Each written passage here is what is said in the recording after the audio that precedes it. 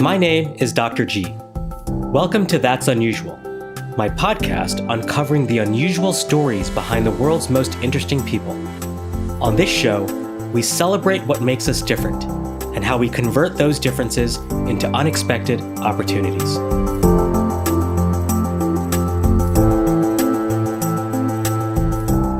Welcome to another inspiring episode of That's Unusual. Today we'll meet Dr. Alex Jadad, someone who is living his life as a love story. We got so absorbed in our conversation that it ran rather long, so we're splitting this episode into two parts. So mark your calendar and be sure to check in next week on Tuesday for part 2 of our conversation. Alex is daring us to imagine a world in which everyone could enjoy a life full of love, healthy and happy until the last breath as part of a thriving planet. As soon as we meet Alex, we will recognize the curious inner child, the teacher, the learner, the physician, and the healer who live in him, urging us to think of ways to make it happen while marveling at the wonderful mysteries of life. With Alex, we will learn about possibilities to redesign our lives as love stories and to bring love to our families, to our workplaces, and to our communities so that we can discover, recover, and uncover our capacity to love ourselves and the world no matter what happens.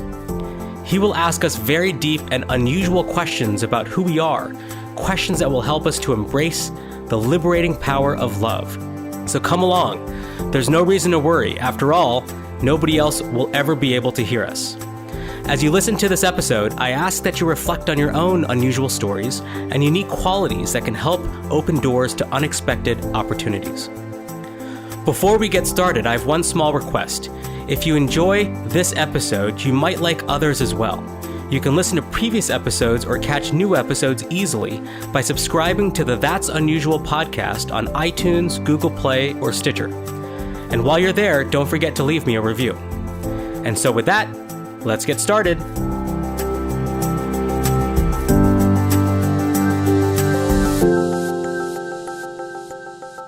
Welcome to That's Unusual. Our next episode is with my dear brother, Dr. Alex Jadad. Welcome, Alex, to the show. Hello, I'm delighted to be here with you. It is such a delight having you on. I'm so excited about this conversation because we have so many things to talk about, and you have shared so many pieces of wisdom over the years of having known you. And I'm so excited for our listeners to actually hear some of those elements of wisdom coming directly from you. So with that, let's jump right in here. I would like to start off, tell our listeners who is Dr. Alex Jadad in your own words. Well, Alex is somebody with a lot of curiosity who is trying to learn how to unlearn so he could love fully and unconditionally himself and the rest of the world. I love that you describe yourself in that way. And in fact, a lot of that thinking and a lot of that knowledge has actually come through in one of the recent books that you've written. And I want to jump right into this because I think there's a lot of great information in this book and great stories. It's a book that you wrote called The Feast of Our Life, Preparing to Flourish Through Self-Love. And I couldn't imagine a better title for that. But in the book, you open up with a description of an influence that's been on your life and a dear friend who's been in your life, Murray Enkin. Can you talk a little bit about who Murray is? Yeah, Murray is a wonderful human being. Somebody called him the Socrates of the 21st century. We call each other soulmates, brothers. Sometimes I am his dad. Sometimes he's my dad. We are accomplices and travel companions. He is now 92 years of age. Wow. And he's a Canadian physician, sage. And he was one of the first, if not the first obstetrician who really enabled families to be part of childbirth and transformed medicine, not only through family-centered childbirth, but what we now know as evidence-based medicine. He was one of the co-authors of one of the most famous books on how to make decisions on the basis of the best available knowledge we have. But more than anything, he is somebody who cherishes ignorance very much and who has been my closest friend for more than 2 decades now. And in the year 2008, he asked me a favor. He said, Alex, would you please help me to prepare for my death? And I said, sure, Murray, of course. But hold on a second. What do you mean by preparing for your death? He said, Alex, I want to talk about death. I want to think about death. I want to read about death, and I want to write about death, and I don't have anybody with whom I could do that. And every time I mention that to Eleanor, she gets a little scared. And so you have devoted your life to supporting people when they are aware of their mortality. Well, I think now it's my turn. Why I have decided to declare myself old. He was 85 at the time. So could you do that for me? I said, sure, Murray. Of course I will do it. And we started to do it. As it is usually the case in life, I didn't know what I was getting into, brother. And a couple of months later, I found myself in a hospital as a patient with a possible diagnosis of cancer. And I realized that I had to stop speaking in third person. That I had to, in third person. We tend to talk about death as if it is something that would happen to somebody else and not to ourselves. Yeah, so true. So with Murray, we decided to become mates and to help each other prepare for our deaths. And that was another episode that changed my life. Yeah. So Murray is wonderful. He wrote an essay called The 7 Stages of Ignorance that I wish everybody could read. Yeah, he sounds like a fascinating individual, and certainly somebody who's left a mark on you. You know, I almost to some degree feel like you're my Murray, and we've got many more years to spend together, but you've certainly been a big influence on me. I want to take a little bit of a different approach on this show. And rather than pose questions, I want to take and read some excerpts from your amazing book and really talk about, how those stories have transpired or what you've learned as a result of some of this writing and sort of inflection of your own life. So I want to start off, and I'm sort of just going through elements of this book that I've highlighted. And here's a little excerpt that I'll read from one of the first chapters. It says, on closer inspection, selfishness and self-love, rather than synonyms, could actually be opposites. A selfish person does not care about others.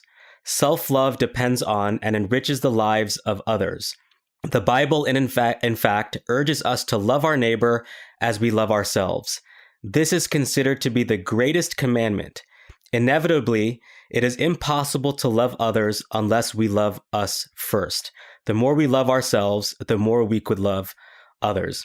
I'd like you to talk a little bit about that, because you explain about this element of selfishness and self-love and sort of the juxtaposing definitions and how we perceive self-love as almost to be a little bit egotistic. So in your words, how do you describe this? How would you explain this? Well, when we are told love yourself, or when we see the term self-love, in our cultures, we tend to feel a negative emotion about that. And I'm going to use another anecdote, and that comes from Martha, my wife, or I'm her husband. And she used to say, Alex, love yourself. And I used to argue with her a lot. Mm-hmm. She would say, love yourself first. You're the first to respond to us, your family. You're the first to respond to your patients, to your students, to your team members. But you're not loving yourself enough. And I would argue with her. Until one day I was on an airplane, and I heard the usual message that in the unlikely event of a decompression, masks would come out, and that I was to grab my own and put it on first. And I had an epiphany at that point. I realized that if I am to protect others, if I'm going to care for others, if I'm going to love others, I have to protect myself first. I have to love myself first. And that took me on a journey that led to this experimental text. I don't even want to call it a book, that is focused on the importance of loving ourselves. And that greatest commandment, which is at the root of the golden rule, which is love your neighbor as you love yourself, I think provides us with the key It is impossible to love others unless we love ourselves. And nobody or very few people tell us that throughout our lives. You see, love is something we don't include in our academic vocabulary. We don't talk about it at work. We don't talk about love for ourselves almost anywhere. And I think the time has come to do it as a priority, especially given the challenges we are facing as a species now. What's the barrier to loving ourselves? I mean, why do we fear that so much? You said it, fear. And I use another quotation from Anthony de Mello, a philosopher, a priest, who wrote a few parables at the end of his life. And one has to do with a master and a disciple. And the disciple asks the master, "What is love?" And the master replies, "The total absence of fear." And then you see the disciple asks again, "And what is it we fear, master?" And the master says, "Love." So I think that fear, I agree with the Mello, fear is the opposite of love. And we are afraid. We are afraid of what we might find if we engage in a true, intimate conversation with ourselves, which is what this experimental text, this book, The Feast of Our Lives, is about. It's an invitation to listen to ourselves, to listen to that voice that we all have, that only we can hear, the voice that becomes evident when we are reading, for example, that is there all the time. The only times when we don't hear it is when we are under anesthesia, in coma, or dead. But we always have that voice inside us. But rarely we engage that voice in a dialogue, in a conversation about who we are, the kind of life we would like to live, what tickles our souls. You see, what we need to protect more than anything else, what should be non-negotiable in our lives, what it means to love ourselves, and how can we use the love of ourselves as the main source of love of others. So it's scary. So we tend to get distracted through our lives instead of focusing on what might be, not what might be, what is the most important relationship we could establish in our lives, which is the relationship with ourselves. And I think a lot of, and this sort of brings me to the next excerpt that I want to read from your experimental text, which is about this sort of, living under the expectations of other people. And so I just want to read this little clip here and really expand on that. So here's another one from your book. We are constantly watching and trying to understand our emotions, the expectations of other people, and what is happening around us. We are constantly trying to conform. This could go on for as long as we live. We are at risk of being always unfinished. Perhaps we should remain unfinished. This is why it is so important to take a break right now. I find that so powerful because I do feel that some of the barriers to self-love is potentially, based on the foundation that we tend to live under the expectations of what other people believe we should be rather than what we believe we should be ourselves. And this is a very unfinished process that evolves over the course of time. Can you talk a little bit about that? Yeah, we need to start it. And we need to start it by pressing the pause button in our lives. You see, we are going again. We are not giving ourselves space to connect with ourselves, to listen to ourselves, to have a dialogue with ourselves. So fear is usually fueling that distraction. And there are 5 big fears, Dr. G. The first one is the fear of death. Then we are afraid of failure. And we don't stop to think about what we mean by failure. We are just afraid of failing. Okay? We are afraid of being vulnerable, financially, emotionally, or physically. We are also afraid of ridicule, and we are afraid of disappointing other people. And that's where the expectations of others start to play a big role in our lives. We are constantly thinking that there is a gap between what others expect us to be and what we are. And And that fuels, you see, this terror, because it's more than fear. In many cases, it's terror of loving ourselves. And I would like to pause here a little bit, because another thing we have found, and by the way, we are working on love as a family. My family and I decided to live our lives as a love story. So we had to start by thinking about what we meant by love. And we usually don't do that. You see, words are very powerful things that we tend to dismiss. We use them very lightly. So we spend a lot of time thinking about and studying the meaning of love. And where we are at now is that love has a lot to do with goodness. You see, it has to do with willing good, with doing good, with seeing good, especially in situations that are not very pleasant, and in feeling good. So these four elements need to start with ourselves, and we need to give ourselves a break. And sometimes that break may take a few minutes, sometimes it may take years, but we need to give ourselves a break to connect with ourselves and to discover, uncover, and recover, you see, our capacity to love ourselves first. And that means to will good to ourselves, you see, to do good to ourselves, to see good in ourselves, to be self-compassionate, and to feel the goodness in ourselves. And only by doing that, we'll be able to do the same with other people and with the world in general.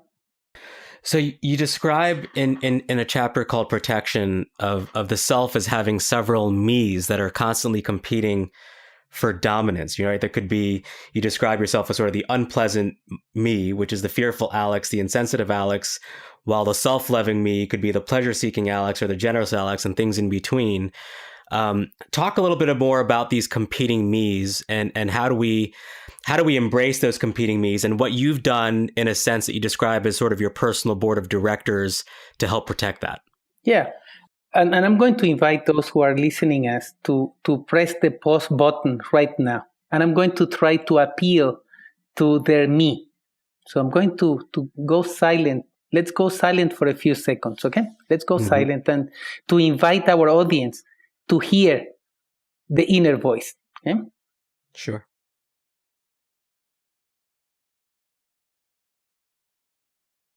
Can you hear me? You're me? Mm-hmm. Okay. If you pay enough attention, you will realize that you can have multiple me's, multiple inner voices with different flavors and with different preferences, and sometimes with different values and with different inclinations. You see, these are the ones who sometimes guide us to do things we regret later on. I said, that wasn't me. Yes, it was one of your me's. Okay? But that me that took over is one that now you are suppressing, because now you have chosen another of your me's to be the dominant one. So sometimes it's extremely difficult to allow the me that we would like to predominate to be the dominant one. So we need help. We need help. And I realized very, very quickly that I am my worst enemy. Nobody can hurt me more than me. Nobody can fool me more than me. Nobody can trick me more than me. Yeah. And if I'm left to my own devices, I would cause a lot of harm to me and to other people. So I looked for others who could protect me from me. And that started one day when Martha said to me, Alex, my duty is to love you more when you deserve it the least. Okay. I said, wow, that stopped me in my tracks. I can tell you, my duty is to love you more when you deserve it less. Huh? Or to love you the most when you deserve it the least. That's still haunting me. Yeah. So I said, okay, help me. Okay. And then she became the chair of my personal board of directors. I love that. And then I recruited our kids, and then my assistant, and then Maury and Eleanor. And together, they struggle, you see. They struggle to protect me from me. It's getting easier and easier. A few months ago, Martha came and said, you don't even need an evaluation this month. You have passed, okay? But it was the first time in 30 plus years that she said that, because she sits with me every month on the day of our mini anniversary, which is the 12th of each month, and helps me go through 5 aspects of my life, and just to give me feedback on how to be the best possible Alex, to love myself and to be able to align what I feel, what I think, what I say, and what I do, and to keep my fears at bay. Our kids assess me every month too. And the same happens with my assistant. And then the Enkins, Maury and Eleanor, are like the Supreme Court. Okay, I'm sent to them when nobody else can cope with me. And they give me a good dose of love and bring me to my senses. So I need a group of people. And self-love is really a plural term. Just like love is a plural term. It's impossible to love unless we do it together. First with ourself and then with others. That is very powerful, and I think the provocative question that we need to pose to all of the listeners here is kind of the question that you pose in your book is who would you invite as members of your personal board of directors? And I welcome everybody listening to think about that, because I think it's a very powerful way to sort of examine and keep yourselves, plural, in check and balanced for the happiest life. And Dr. G, this is a tough one, because I have supported hundreds of people. Because as a physician, I have had the privilege to be with people when they realize that they are mortal. You see, most of us live our lives as we are going to live forever.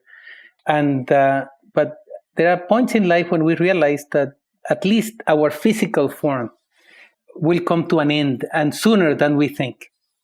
And I engage in conversations with people. And by the way, this text that I put together is a distillation of the lessons of hundreds of dead friends, people who have shared with me a lot of incredibly valuable insights when they knew they had very little time left. So this is one of the most valuable series of acts of love I have managed to experience, that I share in this text with anybody willing to engage in that intimate conversation with their me. And one of the questions that I started asking people is, who should be on your board? Who do you really trust? And that, surprisingly, is a very difficult question to ask, because we are afraid of being hurt. When you're asked, who do you really trust? Who would be there when you are at your weakest? And who loves you more than you deserve? Is another way to put it. But you would also want people, I'd imagine, who would question and challenge some of your thinking as well. Not only that, people who tell you what you need to hear. Yeah. Because most people around us would tell us what we want to hear or what we would like to hear. These are people who are prepared to take the risk of telling us what we need to hear, especially when they know we are not going to like it. Yeah, absolutely. I recall a conversation, Alex, that you and I had some time ago, and we're talking about, looking at the patterns of people that you've been around at their end of the life and helping them sort of work through that stage of life. And the 3 most common questions, and I don't know if you recall this or having this conversation with me, you basically said there's a common theme and a pattern amongst those people who approach their end of life. And I asked 3 important questions. One is, what do I regret the most? What will I, number 1. Number 2 is, what will I be remembered by? And number 3, what was my purpose in life? Yeah, or let me put it in a different way. Gautam. The first one is, what is non-negotiable for you? Because I'm trying to focus on the present and on presence. Okay, What is non-negotiable? What tickles your soul more than anything else? What brings the biggest smile to your face? That's what do you need to cherish most, because that is your guiding light. Okay? It's like walking with a compass. That should set your north. To feel that as much as possible, having as your only limit hurting other people. Okay? But before that line, when you beyond which you start hurting other people, anything goes. Okay? Yeah. Anything should go. The second one is, what is your verb? What is the action that should reflect what tickles your soul? Okay? And then, what do you regret? What do you regret most? And then that opens the door to a conversation on fear, you see. Absolutely. And then after you figure those things out, talking about purpose and how you would like to be remembered become much easier. Okay? But I would like to ask this question to those who are listening to us now. What tickles your soul most? What is your non-negotiable? What's your verb? What do you regret most? What do you fear most? And who would be there? Who should you bring on board to help you deal with your regrets and with your fears, so you can conjugate your verb as much as possible? Yeah. And do it now. You see, we tend to talk about now. I played with time because I said I will do it right now, right here. And the now is very difficult to handle. Or then, carpe diem. Today I will live like this. Too long for me. Too long. So I decided to divide whatever time I have left in my life as in 1 hour chunks. And I call these chunks life units. And I try to live them now, you see, in a very deliberate way, with help, to ensure that I'm getting the most out of them. Maximum joy with no regrets and no fear. And it builds up, you see, it builds into days and weeks. Living life in life units it's such a powerful statement, because it completely puts you in the presence and the now. And you use this sort of term in your text here called, the need to be urgently patient, which I love as a description for it. You also pose an additional provocative question in here, which is what makes you happiest? Not happy, but happiest. And you've asked that question to me a number of times. So you're asking us all these questions. I want to pose these questions back to you. So the three ones are: what is your verb? What makes you happiest? And what do you regret, Alex? Yeah. So I will start with what makes me happiest, because that guides the selection of the action that reflects what only my me can tell me, you see. So what makes me happiest is not to know. I love uncertainty and mystery. I really love not knowing. Yeah? So my verb is to wonder. And most often it is reflected through questions. So some people think that my verb is to question. And now I don't regret anything. I spent 5 years of my life preparing for my death with Murray. And one of the big challenges that we had was how to conquer our frustrations, our fears, and our regrets, so we could be free to love ourselves. And so I handled regrets before 2013, when I became 50. By the time I reached that milestone, regret wasn't an aspect of my life that is worth thinking about anymore. I wrote letters to people by hand who I thought I had hurt, asking for forgiveness. I did things that I had been postponing, you see, because most of our regrets come, as we read often, from things we haven't done that we should have done. And then it comes from things we have done that we should have not done. So I asked for forgiveness from people I thought I had hurt. And by the way, the fascinating thing was that most of them didn't remember the events that I had been carrying on my shoulders like big stones for many years. They said, "What are you talking about, Alex?" And I realized that I had been building a movie. I had been writing the script of a movie that had some horror episodes or some horror components that were all fabricated by me. You see, we are very good at flagellating ourselves, at making it more difficult than it should be to ourselves. So yeah, no more regrets. And living my life in units of 1 hour each is making it much more manageable, because I can be very, very aware. Now that I'm a grandfather, I realized with Gabriela, our first granddaughter, whom I delivered, by the way, as I delivered our kids. Wow. Yeah, my grandfather delivered his children and his grandchildren. So now I continue the tradition.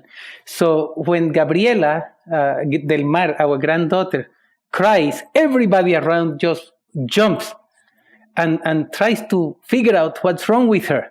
Okay, is her diaper full? Is she cold? Is she hot? Is she hungry? Okay, is she tired? And we do things very quickly to make her feel comfortable and to get her smile again. So I call it the Gabriela test.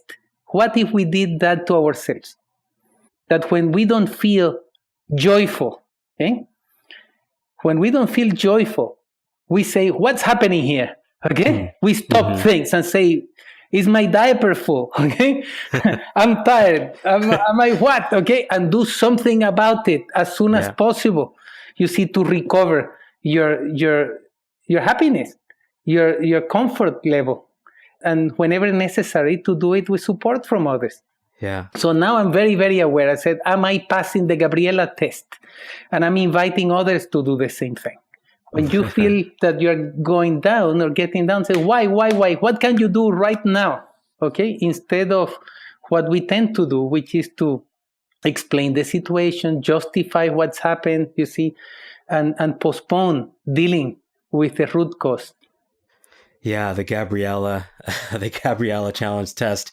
I love that. Here's a little excerpt from your experimental text again, your book, that I think summarizes this very nicely. And I just want to read this little paragraph here. It says, what if instead of chasing happiness while trying to change the actual events in our life or control the future, we focused on modulating how we perceive them and how we respond to them? What if we could cultivate calm indifference to negative thoughts and experiences while we do what we love as the best strategy to a full life? What if we could eliminate all of our burdens and felt free to explore? And I feel like a lot of what we just discussed there in terms of regrets and finding what makes us happiest and, challenging some of our thoughts is nicely summarized in that excerpt. You wrap up the book here talking about a key conclusion that you reached with Murray. And you reached several important conclusions, but you mentioned one in particular that I want to highlight here, which is the first one being that we are not important at all. And you say, in sum, we learn that nothing really matters apart from what matters to us. Therefore, we must be very careful as to what we choose to matter to us. I think that's a very, very powerful statement. You want to talk about that a little bit? Yeah, and it has to do with giving ourselves a break and to be compassionate to ourselves. We have lots of delusions. We think that we can control things. Okay, so we spend our lives making extraordinary efforts, okay, to get things to go in the way in which we want, to control events. But if we really pause, we realize that it's impossible. So we also spend our lives feeding our egos and our sense of importance. And I use a few examples. I invite people to tell me something about a great, great, great grandparent and to pick any of them. Okay? And we have tens of those. And most of us don't have a clue. Yeah. You see, who our great, great grandparents were. And our lives depend on them. So in 3 generations or 4 generations, not even our descendants will know who we were. As a species, we are going to disappear. It might take us 5 days, 5 years, 50 years, 500 or 5,000. We are going to disappear from the earth. We are really insignificant and unimportant. And the more we realize that, the sooner we'll be able to remove the fears and the regrets and the frustrations and concentrate on what gives us joy to do it and to enable others to have a full life too. And then I really believe we live in a movie-like situation throughout our lives. And we have the capacity, just like when we go to the theater, to choose what kind of movie to experience. Okay, and you buy a ticket and you sit on a chair and you know the actors and the actresses most of the time that are there, but you manage to fool yourself to be in the plot. And we can cry, we can feel terrified by what we are experiencing in the theater. Well, equally in our lives, we can choose what kind of movie, to experience and become true characters and to live in character. So our family chose to live in a love story, and we take it very, very seriously. And now we are inviting people and organizations, companies. You see, companies, corporations behave like families. They behave like superorganisms, and they have emotions as well. So we are inviting groups, you see, academic institutions, companies, families, to choose a love story and to start making visible the invisible, and to start becoming also accomplices to each other, so we could get away with a full life. I love that idea of a love story and sort of crafting your own story as you go along. And you've actually put your words into action. Tell us a little bit about it. And a lot of people probably don't know this about you, but you've taken your family along with you on this journey and really stripped away some of the elements that were unnecessary as part of you living and finding your happiest moments of life and living your life to the fullest with love. And you ended up sort of eliminating everything else that was sort of materialistic and unnecessary to get you there. A lot of people don't know this, but you lived in and out of a hotel for a long period of time with your entire family. Tell us a little bit about that and why you did that. Yeah, well, first of all, we started making visible the invisible, as I mentioned earlier, after we decided to live our lives as a love story. So we said, okay, what's non-negotiable to each of us? And each of us made it clear to the others, so we could support each other in doing that, in conjugating our verbs. And then we said, what is non-negotiable for us as a family? You see, what makes us happiest as a family? And we spent a lot of time on this, arguing, negotiating. And our conclusion was that it was our freedom. Okay? And then we looked at different aspects of our lives, and we realized that our home, we had a beautiful big home, national heritage area in Canada and all that, which had become a big headache for all of us. It was restricting our movements, restricting our decision-making process. So one day we said, what if we get rid of the house, and not only the house, everything, except what would fit in 2 suitcases each, and decided to go through the rest of our lives like that. And we did it. We sold our house. We gave everything away.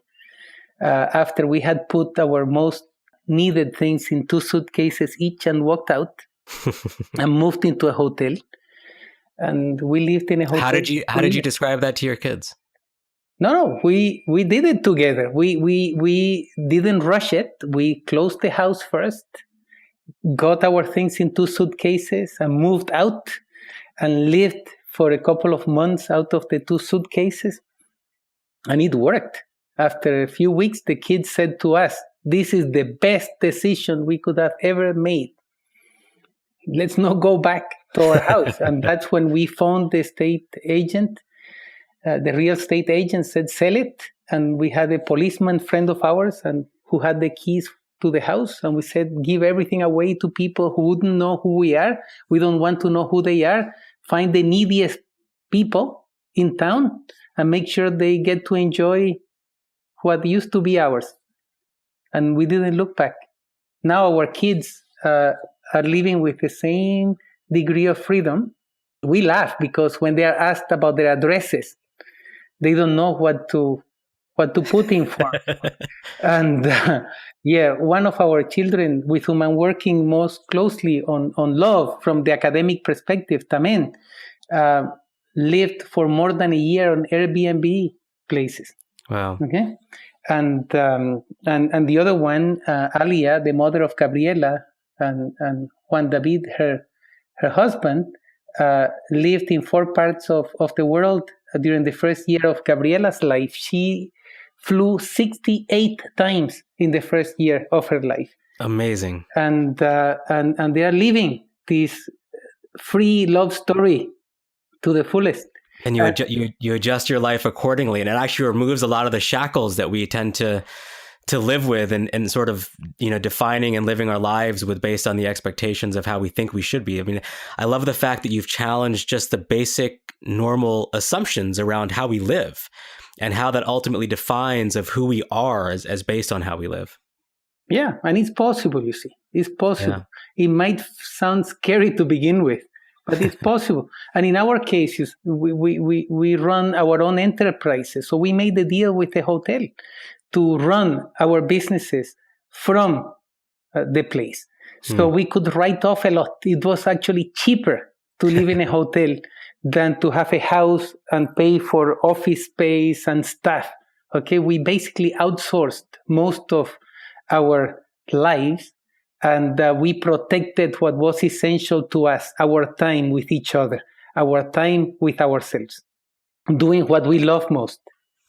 That's just amazing. That's an amazing story. At first when you told me that story, I didn't believe it. At first I was like, who could actually do this? But you actually did do it, and you took me on a nice tour through some of the history around these stories through Toronto, and it's absolutely just amazing to see someone and actually go through it successfully and discover yourself. One of the things, another fascinating, unusual story that we haven't touched upon, which I think our listeners would love to hear, is in this process of self-discovery and identifying what makes you happiest and sort of tapping into your personal board of directors, you at one point actually staged your own funeral with a coffin and everything. Tell us about that experience. Okay. Well, during my preparation for death in the first person, okay, I was preparing for my death, not acting as somebody enabling others to prepare for their death, which is what I had been doing most of my life as a physician or healer. I had to confront my own fears. And when I really, really gave myself a break and compassion, I realized that my biggest fear was the fear of dying and my fear of death. You see, fascinating. Devoting my life to, supporting others during their dying process was a disguise, was a way to fool myself into avoiding thinking about my own death. So I asked my family to give me as a 50th birthday present a funeral, and to have an awake, to do it in reverse. So be in a coffin in a funeral home, and I would come out of the coffin and eulogize everybody, because I go to a lot of funerals, and I have spent months with a person who has died, and I know that person could have said many more things to those he or she loved, but time was always insufficient to do it. Yeah. And at the same time, I see people say wonderful things about the dead person who I wish that dead person had the opportunity to hear. So I said, I'm not going to be in that situation. So this is why I wrote letters asking for forgiveness, but I also thank people who had been influential in my life, who, in a very positive way, I thank those who hurt me as well. Okay? And most of them didn't remember that they had hurt me. Okay. Anyway, so my family thought I was crazy. They said that's too much. Okay. And some people may misinterpret the fact that you're inviting them to your funeral and all that. So don't do it.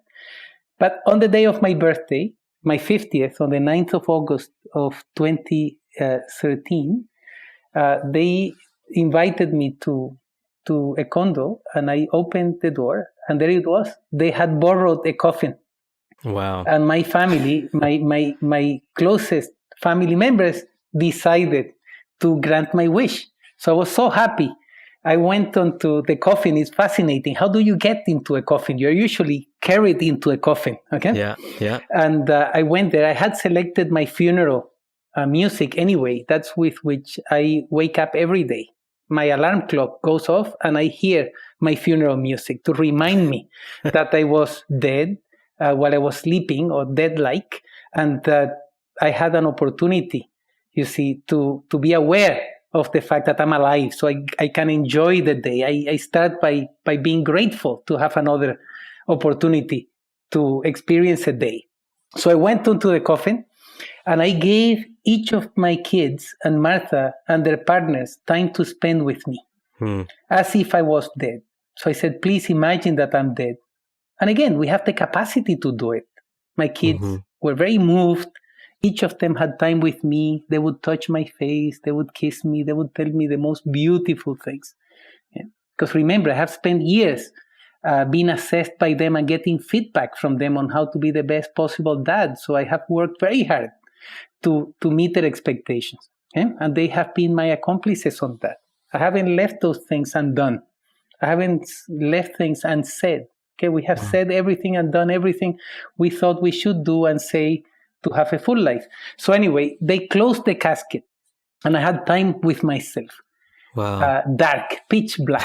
Oh, wow. And they knew I would give them a signal to open, and it was wonderful, wonderful. Then they carried me. Okay, they carried me, all of them, carried the coffin and brought me to another place inside the apartment. And they opened the lid. And I call this a philosophical rebirth because I was inspired by two philosophers. One, Heidegger, who coined a term in German, which in English is like thrownness. We are thrown into the world when we are born. Okay? And we find ourselves as members of a family we didn't choose, in a place we didn't choose, in a time we didn't choose, in a society we didn't choose. And we have to spend most of our lives adjusting, making the most of what we found that we didn't choose, hoping to have a good ride. So I said, what would happen if I threw myself into the world now, aware of it, with a family I know, in a society with which I'm familiar, you see, at a time that I have already experienced. So I did it with their help. I put my hand on the lid of the coffin and they held it. They held my hand. And then they helped me come out, not alone anymore. And then that was the time when I decided to make something even more special of my life units. And inspired by Nietzsche, he wrote an essay that people call Eternal Recurrences, in which he invites us to imagine that a magical creature comes to us and makes us an offer. He says, I offer you the opportunity to relive your life an infinite number of times without being able to change anything. Would you take it? That's what Nietzsche asked us. And of course, that's thinking back. Most people would look back to their lives and say, no, thank you very much. Okay, no, thank you. I don't want, if I could change things, for sure. But if I cannot change anything an infinite number of times, forget about it. Okay, that's what most people would say. Yeah. But then I said, what if I think about it, or we think about it going forward? What if, I lived each of these units, each of my life units, in such a way that if I had the opportunity to relive it an infinite number of times, I would say, sure. And that's the invitation I would like to make to you and to everybody who is listening to us now. What would it take for each of our life units to be lived in such a way that if we had the opportunity to re-experience it an infinite number of times, we would say yes? And what would it take to enable others, 7.5 billion people? Because now we live in an age of abundance, you see.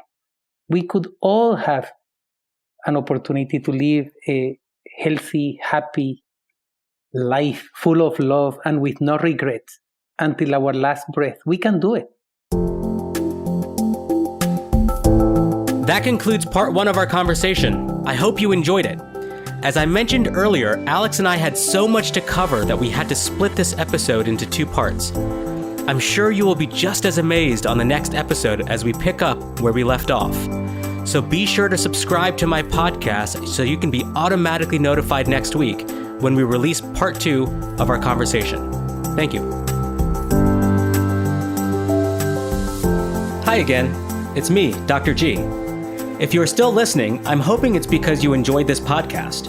If you would like to hear future episodes, you could really help me out by subscribing to the That's Unusual podcast on iTunes and leaving a review. It goes a long way in helping me get the word out from avid listeners like you. As a thank you, I will be selecting 1 new reviewer each week at random for a free private 15-minute phone conversation where you can ask me anything and get professional advice on your career or business to help you stand out and make a difference.